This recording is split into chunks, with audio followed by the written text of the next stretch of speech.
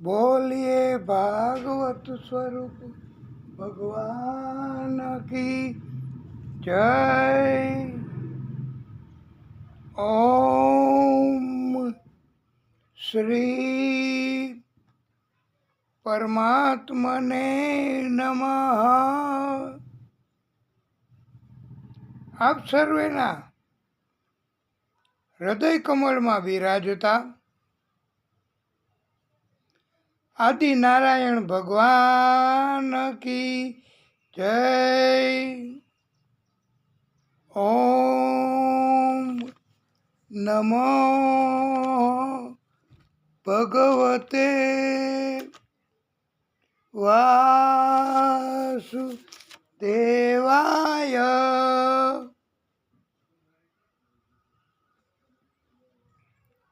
પ્રિય ભક્તો, આજે પરમ કૃપાળુની અસીમ કૃપાથી ત્રીજા દિવસની ભાગવત કથા આપણે શરૂ કરીશું। એ પહેલા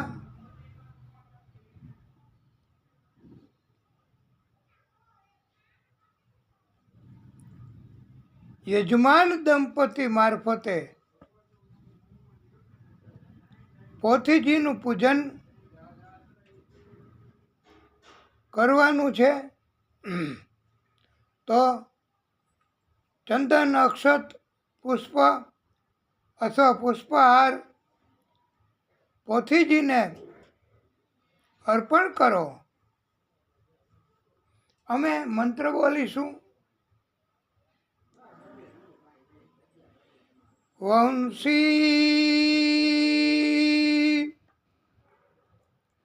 વિભૂષિત કરાન નવનીર દાભાત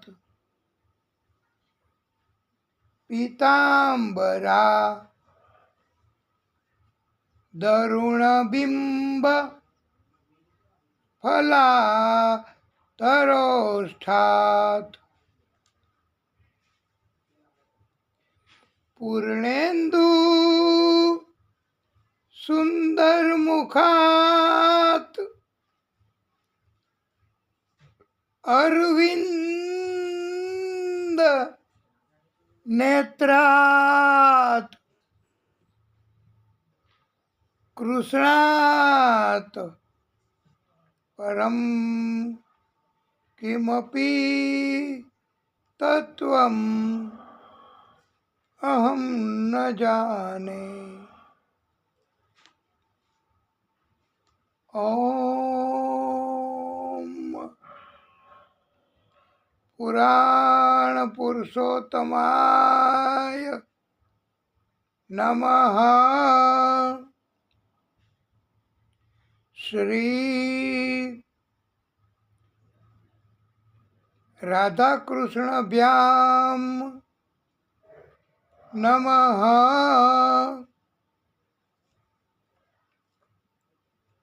હવે સુખદેવ પ્રભુનું પૂજન પણ આપે કરવાનું છે।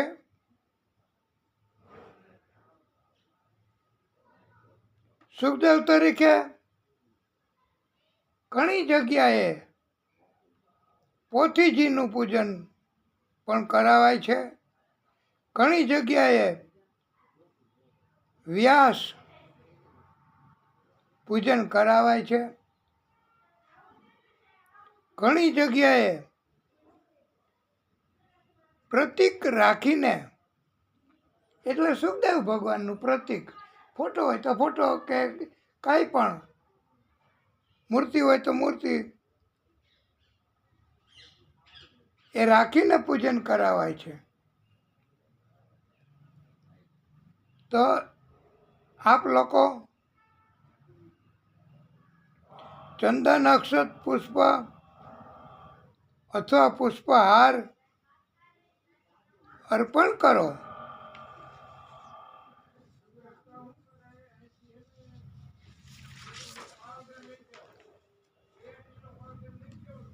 ઓમ શ્રી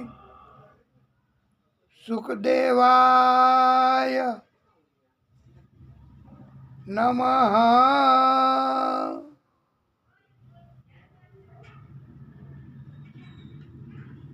સર્વ પ્રચારાર્થે ગંધ અક્ષત પુષ્પાણી સમર્પયામી. પુષ્પ અથવા પુષ્પમાલા અર્પણ કરો. સુખદેવ ભગવાનનું સ્મરણ કરો. અમે મંત્ર બોલીશું. યમ પ્રવજંતમ અનુપેતમ અપેતકૃત્યમ દ્વૈપાયનો વિરહ કાતર આજુહાવ.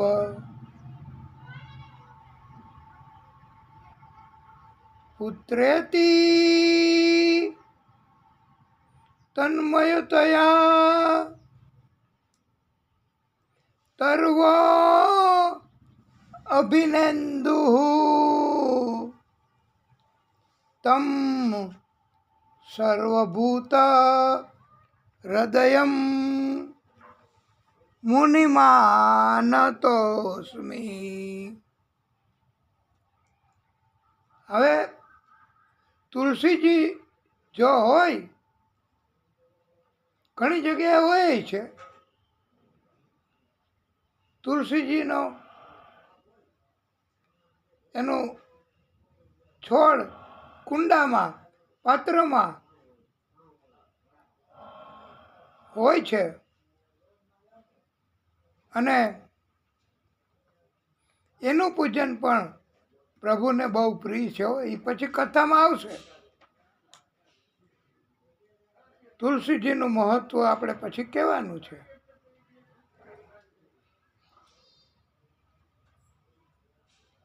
નમઃ તુલસી કલ્યાણી નમો વિષ્ણુ પ્રિયે શુભે નમો મોક્ષ પ્રદે દેવી નમઃ સમપ્રદાયિકે.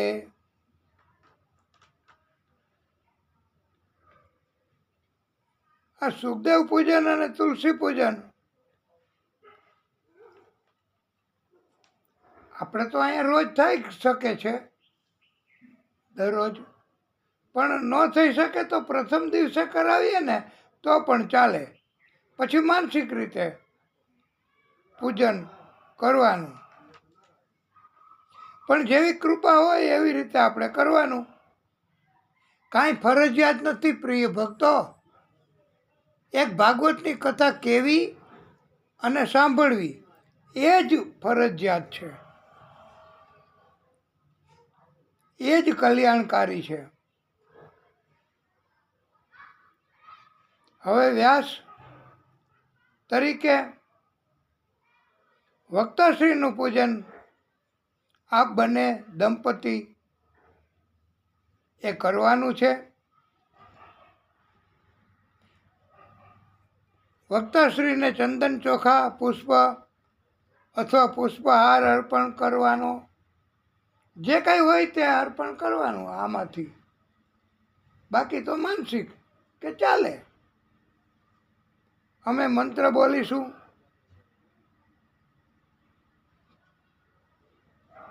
વ્યાસાય વિષ્ણુ રૂપાય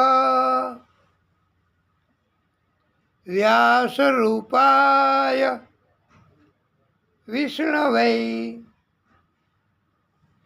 નમો વૈ બ્રહ્મ નિધયે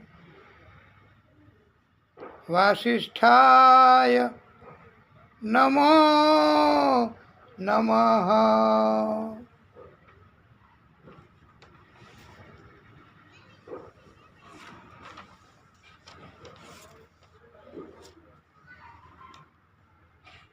પ્રિય ભક્તો, આપણે પૂજન કર્યું. ભાગવત કથા શરૂ કરતા પહેલા પૂજન ફરજિયાત છે. આરતી હવે આપણે કરીશું અને આપને પણ આરતી બોલવાની છે અને જે કથાના યજમાન છે એમને ફરજિયાત આપણે આરતી ઉતારવા આપી, પછી એમની ઉદારતા મુજબ તેના પરિવારના સભ્યોને આપણે આરતી ઉતારવા આપીશું. આજે આપ લોકોએ જે રીતે વ્યવસ્થા કરી હોય એ રીતે આપ લોકો બધા વર્તન કરશો તો એમાં અમને કોઈ વાંધો નથી. આપણે આરતી ભાગવત ભગવાનની અને બધા સ્થાપિત દેવોની બધાની આરતી ઉતારીશું. બોલાય તો બોલવું, એમાં આપણે મૂંઝાવાની જરૂર નથી. આ તો ભગવાન છે અને આ ભગવાનનું એક પ્રકારનું આપણી ઉપરનું એક એવું તત્વ છે કે જે આપણું કલ્યાણ જ કરે હંમેશા. એ કોઈનું કાંઈ અહિત નથી કરતા ભગવાન. તો આરતી બોલીશું. આપ પણ બોલજો. આરતી કુંજ બિહારી કી, શ્રી गिरिधर कृष्ण मुरारी की. आरती कुंज बिहारी की, श्री गिरिधर कृष्ण मुरारी की. गले में वैजंती माला, बजावे मुरली मधुर बाला. श्रवण में कुंडल झलकाला, नंद के आनंद नंदलाला.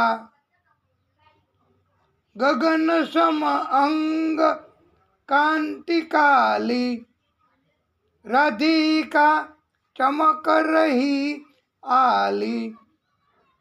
लतन में टाढ़े बनवाली, ब्रह्मर्षि अलक कस्तूरी तिलक. चंद्रसी झलक, ललित छवि श्यामा प्यारी की. श्री गिरिधर कृष्ण मुरारी की. आरती कुंज बिहारी की, श्री गिरिधर कृष्ण मुरारी की. कनकमय मोर मुकुट बिल से, देवता दर्शन को तरसे. गगन सो सुमन राशि बरसे, બજે મૂરચંગ મધુર મિરદંગ ગ્વાલિની સંગ અતુલ રતિ गोप कुमारी की श्री गिरिधर कृष्ण मुरारी की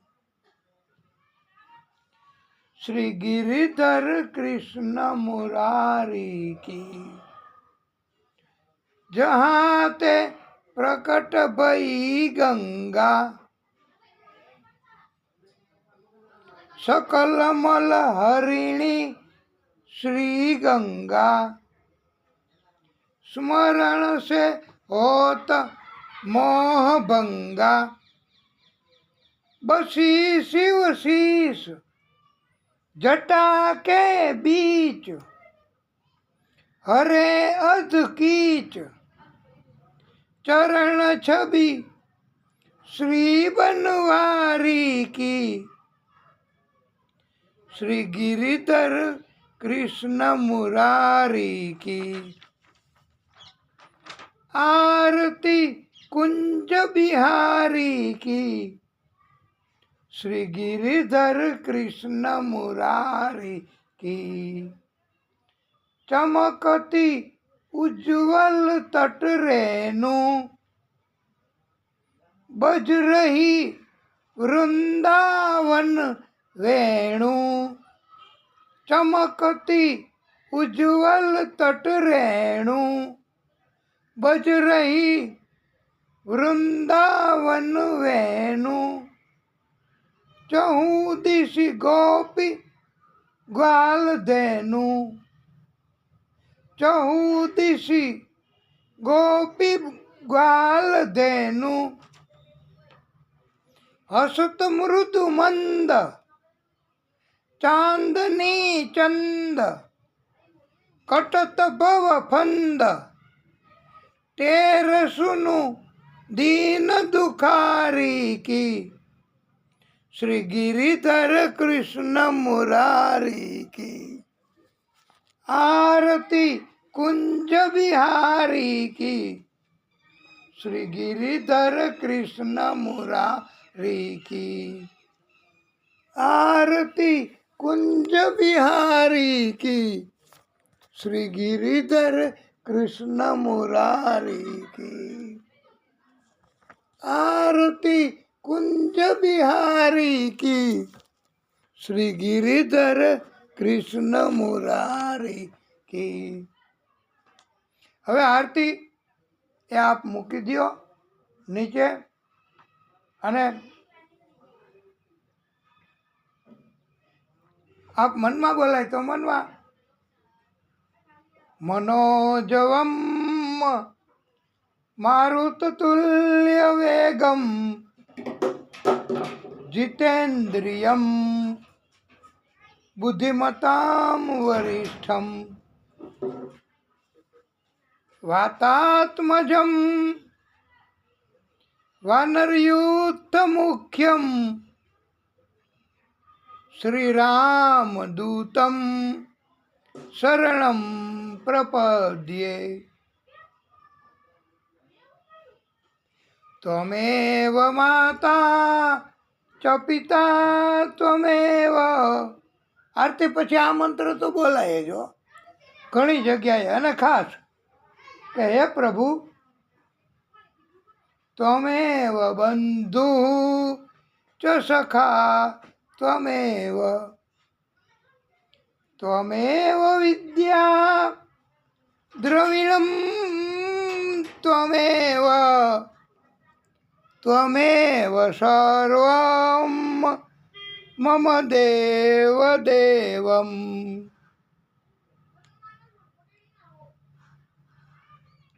પ્રિય ભક્તો હવે આરતી પ્રભુને આપો અને આપ પણ આરતી લેજો.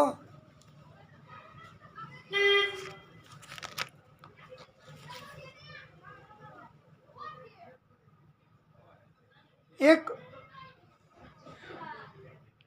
સુંદર મજાનો શ્લોક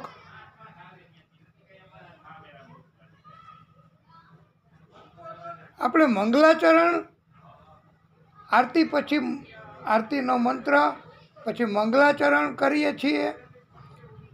અને મંગલાચરણ એ એવી રીતે કે અમે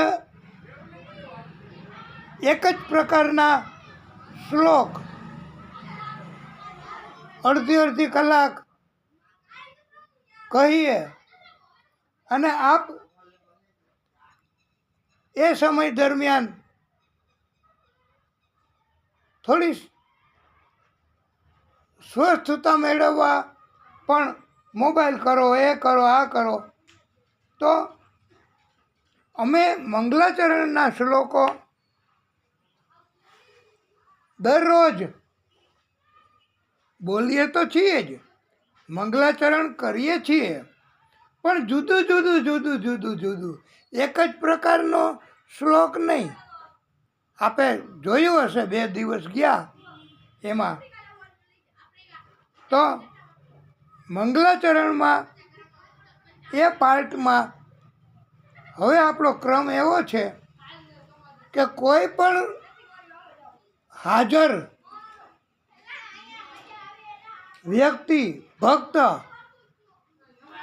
એમણે કાંઈ પણ ભાગવત કથાને અનુકૂળ કીર્તન, ભજન, ધૂન કે કોઈ વાક્યો કેવા હોય તો આ મંગલાચરણના પાર્ટમાં ઊભા થઈને અહીંયા કહી શકશો.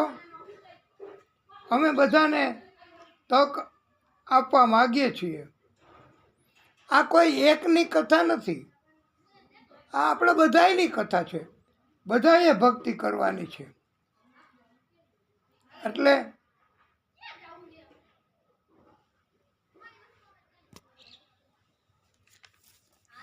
મંગલાચરણમાં કોઈની ઈચ્છા હોય તો આપ પધારી શકશો અને કહી શકશો.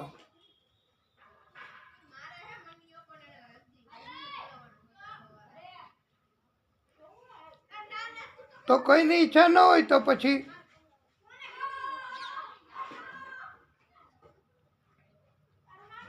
અમે આ મંગલાચરણના પાર્ટમાં પ્રભુને રાજી કરવા પ્રયત્ન કરીશું.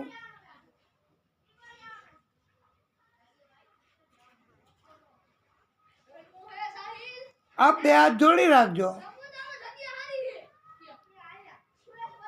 અખંડ મંડલાકારમ વ્યાપ્તમ येन चराचरम तत्पदम दर्शितम येन तस्मै श्री गुरुवे नमः. ज्ञानमूलम गुरुर्मूर्ति पूजामूलम गुरुर्पदम मंत्रमूलम गुरुर्वाक्यम मोक्षमूलम गुरुर्कृपा. मोक्षमूलम गुरुर्कृपा. આ મંગલાચરણ એમાં હવે પ્રભુને પ્રાર્થના, પ્રભુને રાજી કરવા,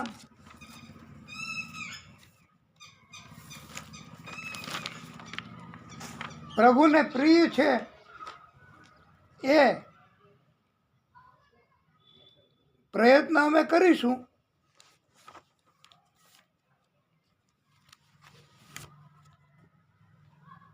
બહુ પ્રચલિત પણ છે અને પસંદ પણ છે પ્રભુને. એ આપણે બોલીશું, એ રીતે પ્રભુને યાદ કરીશું. પ્રિય ભક્તો, કોરારવિંદે ન પદારવિંદમ મુખારવિંદે વિનિવેશયંતમ વટસ્ય પત્રસ્ય પૂટે શયાનમ બાલમુકુંદમ મનસા સ્મરામી. આ સ્તુતિ, આ સ્તોત્ર એને ગોવિંદ દામોદર સ્તોત્ર કહેવાય છે. પણ કોઈ પણ રાગમાં ગાઈ શકાય. બોલો, કોઈ પણ રાગ. આ એવી રીતની રચના કરી છે. આ ધન્ય છે ને એની ભક્તિને. શ્રી કૃષ્ણ ગોવિંદ હરે મુરારી, હે નાથ નારાયણ વાસુદેવ. જીવે પીબસ્વ મૃત મેં તો દેવ,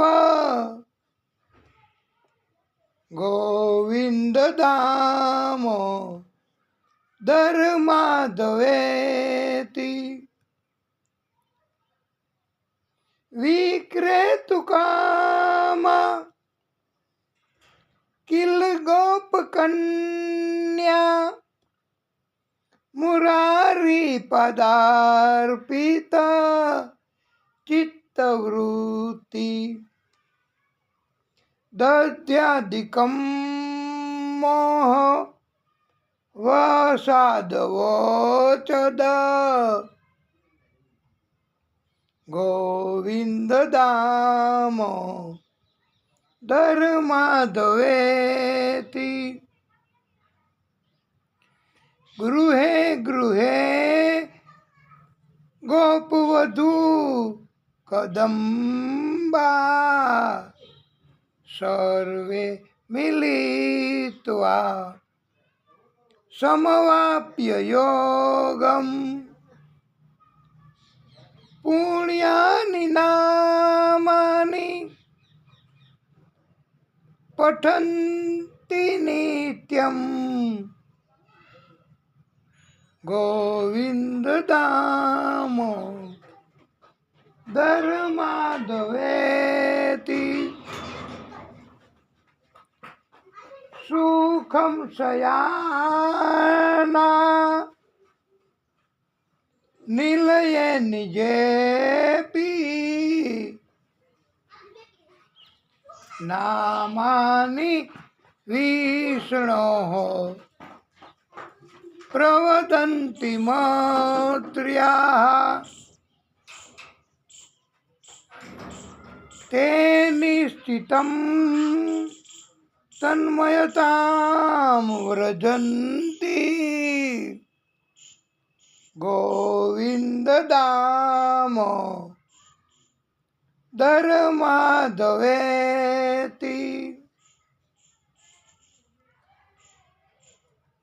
સુખાવસાનેત ઇદમેવ સારમ, દુઃખાવસાનેત ઇદમેવ જ્ઞેયમ. દેહાવસાનેત ઇદમેવ જાપ્યમ, ગોવિંદ દામો દર માધવેતી. જીહવે સદૈવમ ભજ સુંદરાણી નામાનિ કૃષ્ણસ્ય મનોહરાણી સમસ્ત ભક્તા વિનાશનાની ગોવિંદ દામ ધર્માધવેતી. આપણે બીજા રાગમાં ગાઈ શકાય. આ તો ટ્રાય કરીએ. શ્રી કૃષ્ણ રાધા વર ગોકુલેશ ગોપાલ ગોવર્ધન નાથ વિષ્ણુ જીહવે પિબસ્વા મૃત્યુ મેં તદેવ ગોવિંદ દામ ધર્માધવેતી. જીહવે રસજ્ઞે મધુર પ્રિયત્વમ સત્યમહિત ત્વામ પરમં વદામિ. અવર્ણયેથા મધુરાક્ષરાણી ગોવિંદ દામ ધર્માધવેતી. જીહવે રસજ્ઞે મધુર પ્રિયત્વમ. આ બોલીએ. સત્યમહિત ત્વામ પરમં વદામિ. અવર્ણયેથા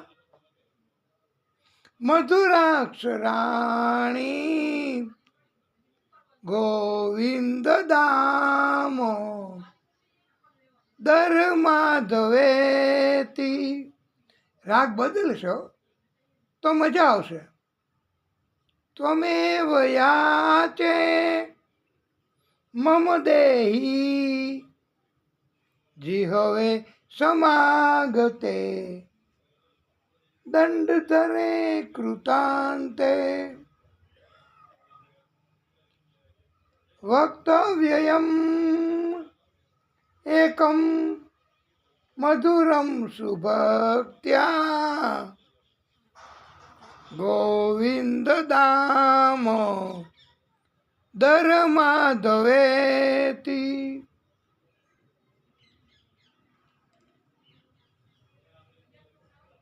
અગ્રે કરુણામથ પાંડવા નામ દુશાસને નાહૃત વસ્ત્ર કેશા.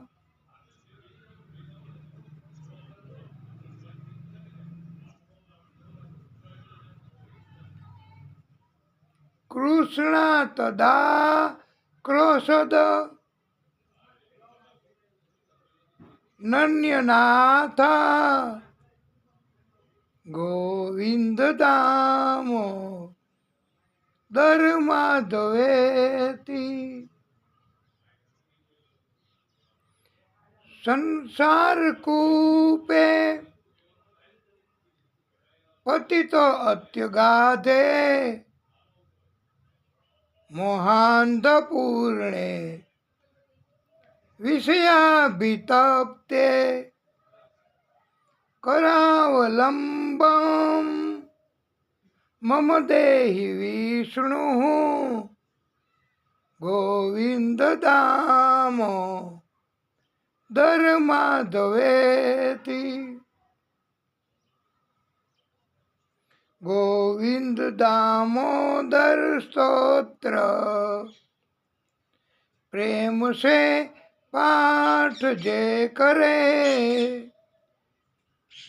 दामोदर दया दाने सहजे गौलोक संचरे। बोलिए दामोदर भगवान की जय।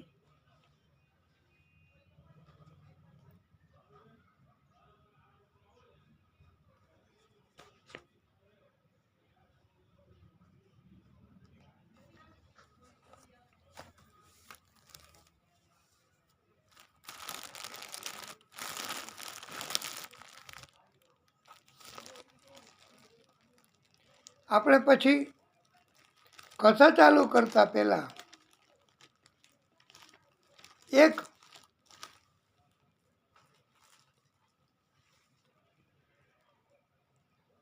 કીર્તન ભગવાનને બહુ પ્રિય છે હો. એ આપણે કરશું અને પછી આપણે કથા ચાલુ કરીશું.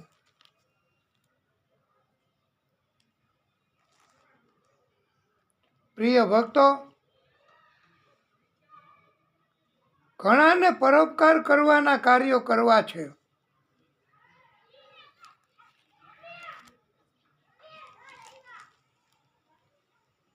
પણ પ્રશ્ન એવો છે કે પરોપકાર કરીએ, બીજાને મદદ કરીએ, તો પછી કમાવા ક્યારે જવું? ધન કમાવા, કામગીરી કરવા,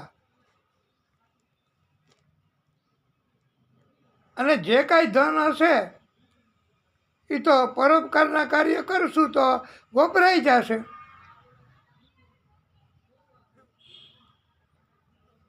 પછી ખલાસ ખતમ થઈ જશે. અને કમાવા નહીં જઈએ તો આપણને આપશે કોણ ધન? આ પ્રશ્ન પણ થોડો વિચાર તો માગી લે, પણ ભાગવતજી માટે કંઈ અઘરો નથી. દાન કરવા માટે ધન તથા સામગ્રી જોશે ખરી. કોણ આપણી જરૂરિયાત મુજબ આપણને આપશે? પણ ભાગવતના જાણકારો, પંડિતો, વિદ્વાનો એ આ પ્રશ્નનો જવાબ આપી શકે.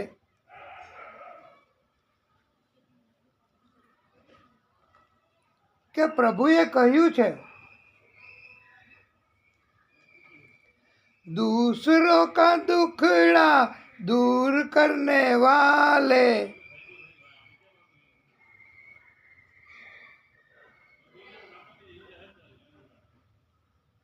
दूसरों का दुखड़ा दूर करने वाले तेरे दुख दूर करेंगे राम. किए जा तू जग में भलाई का काम तेरे दुख दूर करेंगे राम. એટલે બીજાનું દુઃખ દૂર કરવું, બીજાનું કલ્યાણ કરવું, પરોપકારના કાર્ય કરવા, તો એમાં ભંડાર આપણો છે એ પરમાત્મા ભરે છે. અને પરમાત્મા આપે છે ગુપ્ત રીતે, અને ઘણાને તો દેખી શકાય એવી રીતે આપે છે.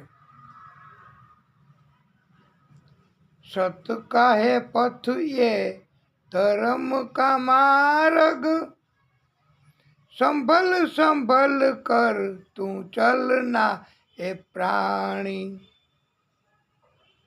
सत का है पथ ये धर्म का मार्ग संभल संभल कर तू चलना ए प्राणी।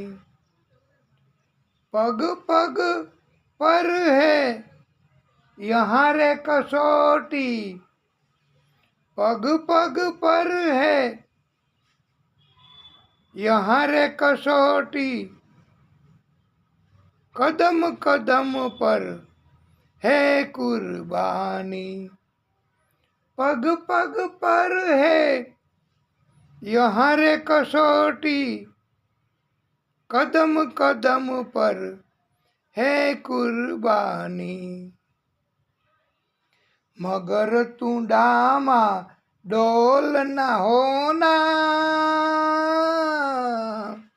मगर तू डामा डोल न होना, तेरी सब पीर हरेंगे राम। दूसरों का दुखड़ा दूर करने वाले तेरे दुख दूर करेंगे राम। क्या तूने पाया क्या तूने खोया, क्या तेरा लाभ है क्या हानि, इसका हिसाब रखेगा वो ईश्वर। तू क्यों फिकर करे प्राणी, तू क्यों फिकर करे प्राणी, तेरे दुख दूर करेंगे राम। दूसरों का दुखड़ा दूर करने वाले तेरे दुख दूर करेंगे राम, तेरे दुख दूर करेंगे राम। बोलिए भागवत स्वरूप भगवान की जय।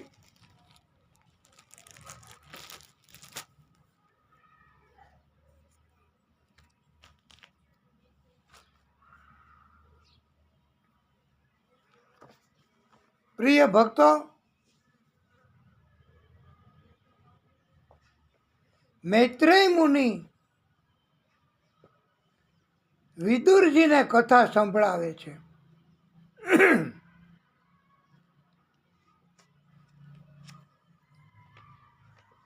મનુ શત્રુપાને પ્રિયવ્રત અને ઉતાનપાદ બે પુત્ર હતા તથા 3 પુત્રી, આકૃતિ, દેવહૂતિ તથા પ્રસૂતિ। મનુ મહારાજે આકૃતિના લગ્ન કર્યા। આકૃતિને તો 2 ભાઈઓ હતા। મનુ ભગવાનને 2 પુત્રો હતા, જે આપણે કીધું એમ ઉતાનપાદ અને પ્રિયવ્રત। પણ આકૃતિના લગ્ન કર્યા ત્યારે આમ તો પુત્ર ન હોય અને દીકરીના લગ્ન કરવાના થાય તો ઘટપણમાં સેવા કોણ કરે? અને એટલા માટે દીકરીને પરણાવે ત્યારે જો પહેલો વહેલો પુત્ર થાય તો એ દીકરીના પિતાને સોંપી દેવો, એવી શરતે દીકરીના લગ્ન કરે। એને પુત્રિકા ધર્મથી વિવાહ કર્યા એમ કહેવાય।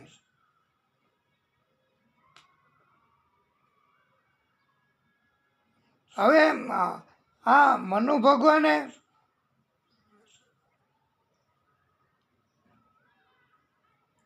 એને તો 2 દીકરાઓ હતા, ઉતાનપાદ અને પ્રિયવ્રત.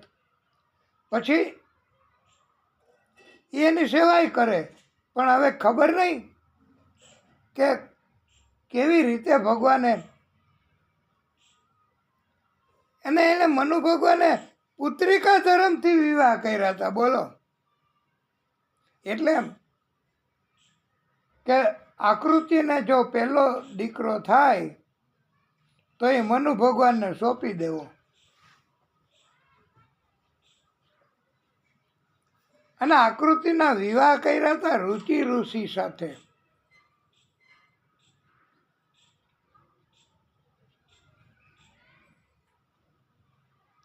આકૃતિ અને રુચિ ઋષિ એના લગ્ન કર્યા બેયના, ત્યારે એમ કહેવાય છે કે પુત્રિકા ધર્મથી વિવાહ કર્યા હતા.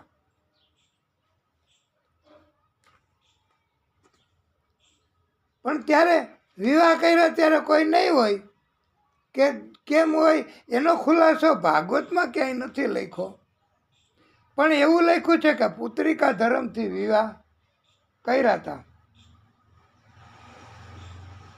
અને આકૃતિ અને રુચિ ઋષિના લગ્ન જીવનથી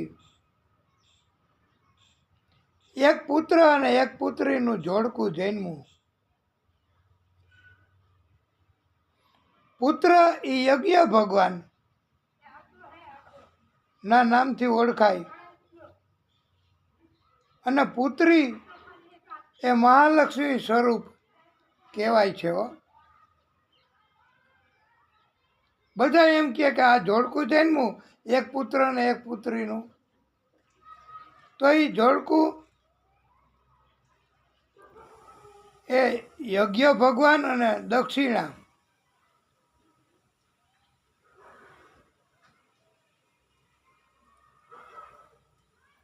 વિષ્ણુ લક્ષ્મીનું પ્રાગટ્ય થયું છે એમ બધાય કહેતા હતા.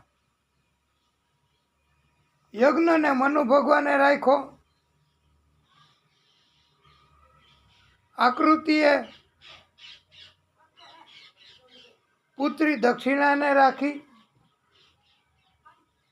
યજ્ઞ અને દક્ષિણા મોટા થયા ત્યારે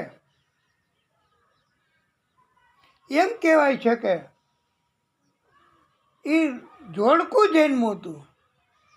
તો એ બે મોટા છે ને તો જોડકું એટલે સગા ભાઈ બહેન કહેવાય ને, સાથે જન્મા.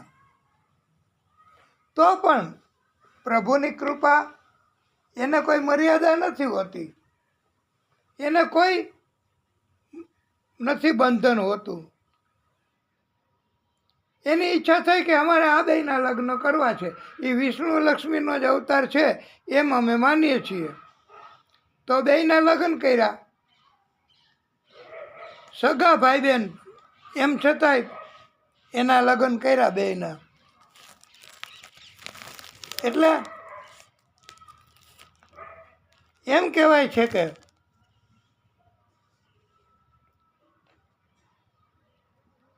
બંનેને લગ્ન જીવન હાયલું બહુ સરસ, અને બધા આનંદ કરતા હતા.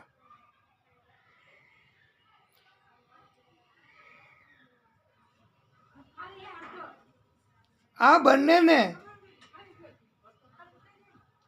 લગ્ન પછી 12 દીકરાઓ થયા હતા, 12 પુત્ર જન્મા બંનેને. તોષ, પ્રતોષ, સંતોષ, ભદ્ર, શાંતિ, ઈડસ્પતિ, ઇદમ, કવિ, વિભુ, સ્વાહન, સુદેવ, રોચન. અને આ 12 પુત્રો છે ને એ બધાય દેવો ગણાયા. અને ભગવાન યજ્ઞ યા બારેયના પિતા, એ સમય ગયો ને તો ઇન્દ્ર બન્યા છે. બોલો, આ તો પરમ કૃપાળુની કૃપા હોય તો બધું જ થઈ શકે.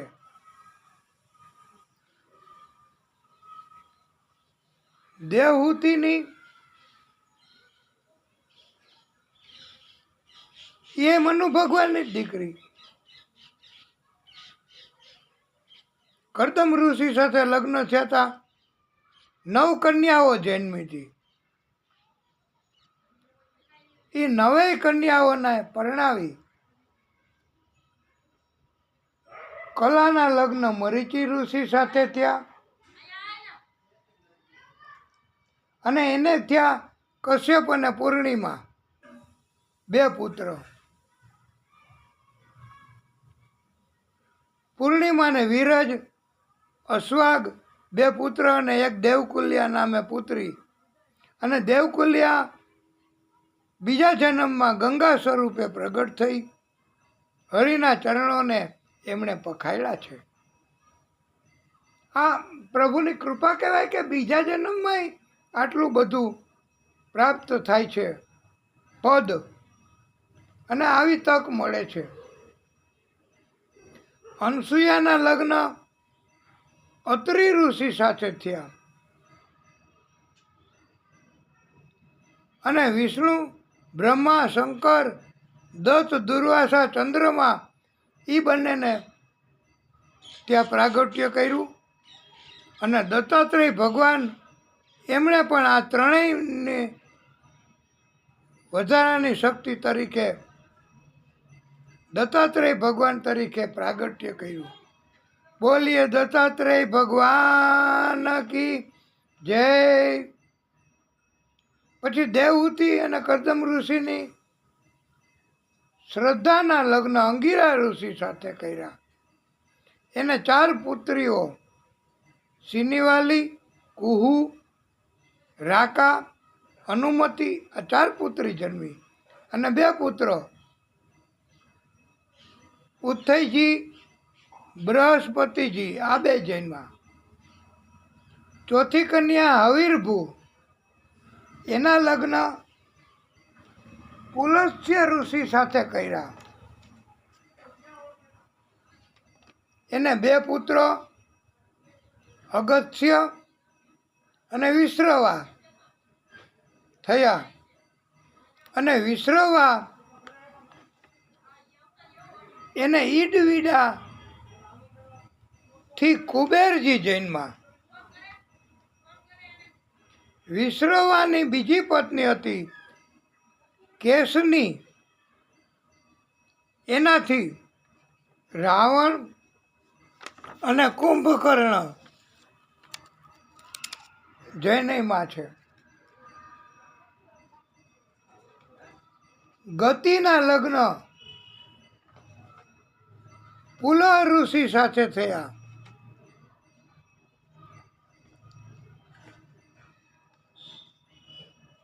ઈ બંનેને કર્મશ્રેષ્ઠ, વર્યાન, સહિષ્ણુ આ 3 પુત્ર થયા. ક્રિયાના લગ્ન ક્રતુ ઋષિ સાથે થયા. ઈ બંને ક્રિયા અને ક્રતુ ઋષિ એને 60,000 સંતાનો થયા. છે કાંઈ મર્યાદા? આનું નામ બ્રહ્મ, આનું નામ પરમાત્મા. એને કોઈ મર્યાદા ન હોય. પરમાત્મા એના ભક્તોય પ્રભુ ભક્તોની પાસે પ્રેમથી દોડીને આવે છે. 7મી કન્યા ઉર્જા, એનું બીજું નામ અરુંધતી હતું. એના લગ્ન વશિષ્ઠ ઋષિ સાથે થયા. અને એ બંનેને ચિત્રકેતુ અને બીજા 6 મહાઋષિઓ ઉત્પન્ન થયા.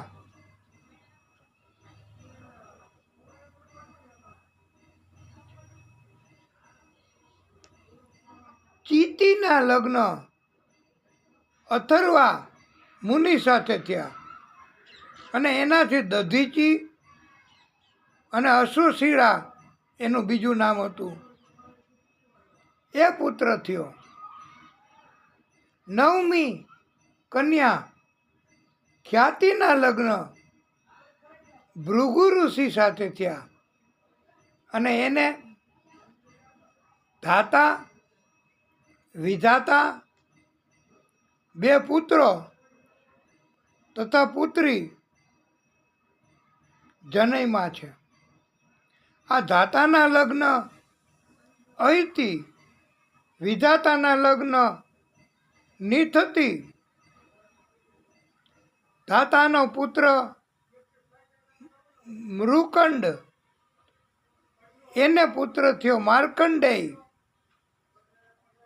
વિધાતાને પ્રાણ નામનો પુત્ર થયો.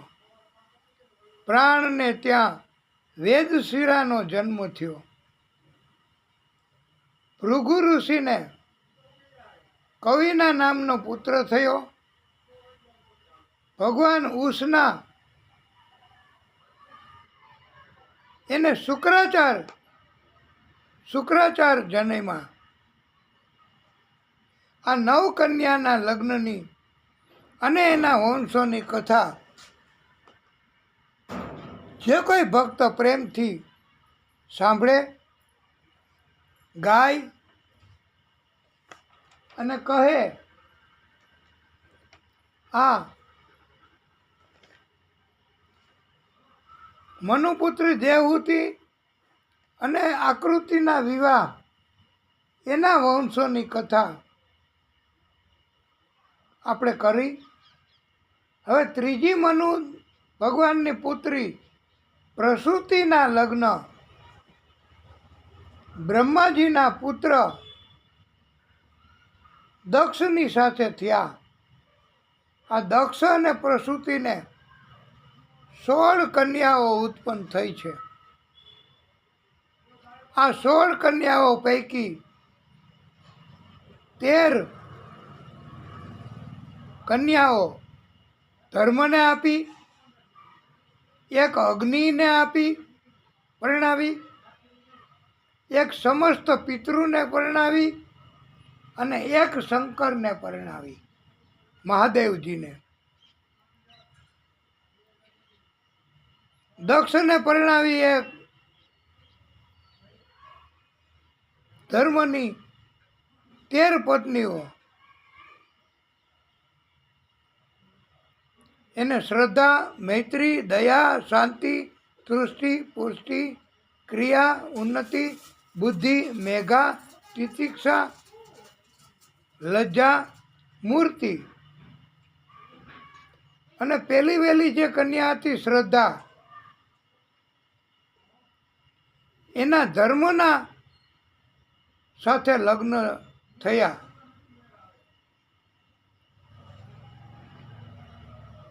બીજી કન્યા મૈત્રી, એનાય ધર્મના સાથે લગ્ન થયા. એકને શુભ પુત્ર થયો, બીજો પ્રસાદ તથા ત્રીજી દીકરી દયા, ધર્મ, એને અભય, શાંતિ અને ધર્મને સુખ. ચોથી ધર્મને સુખ પુત્ર થયો. અને 5મી તૃષ્ટિ, એ ધર્મને મોદ પુત્ર થયો છે. અને આવી રીતે 6ઠી પુત્રી પુષ્ટિ, એ ધર્મને પરણાવીને ધર્મને આપણે 13 પુત્રીઓ પરણાવી છે. અને બધાયનાથી આ પુષ્ટિ પરણાવી તો પુષ્ટિને અહંકાર જન્મો, અને ક્રિયા પરણાવી તો એને યોગ પ્રાપ્ત થયો. ઉન્નતિ પરણાવી ધર્મને તો એણે ધર્મને જન્મ આપ્યો. અને બુદ્ધિ પરણાવી 9મી ધર્મને તો એનાથી અર્થને જન્મ થયો. અને મેઘા પરણાવી ધર્મને, તો એનાથી સ્મૃતિને જન્મ આપ્યો. અને ધર્મને તિતિક્ષા પરણાવી 11મી, તો એને ક્ષેમ નામનો પુત્ર થયો. 12મી લજ્જા એ પરણાવી ધર્મને, તો પ્રસૂર્ય વિનીય ના નામનો પુત્ર જન્મો. અને 13મી મૂર્તિ પરણાવી ધર્મને, તો ભગવાન નર નારાયણને જન્મ આપ્યો છે. આ 13 કન્યા ધર્મની સાથે પરણાવી, આ બહુ દિવ્ય કથા છે.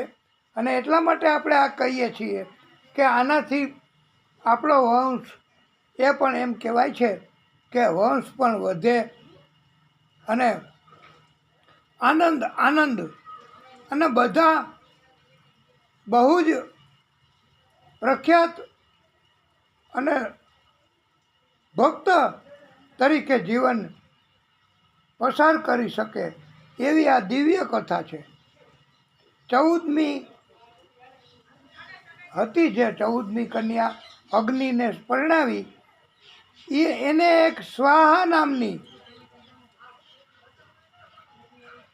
અને પાવક, પવમાન, સૂચિ આવા 3 પુત્ર થયા અગ્નિથી. અને 15મી કન્યા પિતૃને પરણાવી હતી, તો એને અગ્નિવાત અને બીજા 45 પ્રકારના અગ્નિઓ ઉત્પન્ન થયા. પછી 16મી કન્યા મહાદેવજીને પરણાવી, શંકરને પરણાવી. એને કોઈ સંતાનો થયા નથી. એ શંકરને પરણાવી એ કન્યા એ સતી તરીકે ઓળખાય છે. આવી રીતે પ્રિય ભક્તો, દક્ષ અને પ્રસૂતિને 16 કન્યાઓ ઉત્પન્ન થઈ. એ 16 કન્યાઓ કોને કોને પરણાવી એ વિગતવારની કથા આપને એટલા માટે સંભળાવી પ્રિય ભક્તો કે આ દિવ્ય કથા કહેવાથી પરમ કૃપાળુની એટલી બધી કૃપા થાય છે કે ભક્તિ ખૂબ જ વધે છે. અને કથા સાંભળવા મળે ત્યારે આ કથા લગભગ સમય ન હોય અથવા તો કોઈને કોઈ રીતે કહી શકાતી નથી હોતી, પણ આપણે તો ટાઈમ અને આપને કોઈને ઉતાવળ હોય તો આપ જેમ કહેશો તેમ કથા એને વિરામ કરતાં કરતાં આપણે આગળ પહોંચીશું. પણ પ્રભુની કૃપા વાલા ભક્તો કે આપણે હવે સમય પણ થયો ગણાય અને એવું લાગે છે કે આપને પણ કથા એમાં અત્યારે ઘણું થઈ ગયું એવું દેખાય છે. તો પ્રિય ભક્તો, આપણે બાકીની કથા પછી કહેશું અને વિરામ કરીએ આ કથાને અહીંયા. તો કે નહીં, હાજી બોલીએ ભાગવત સ્વરૂપ ભગવાન કી જય.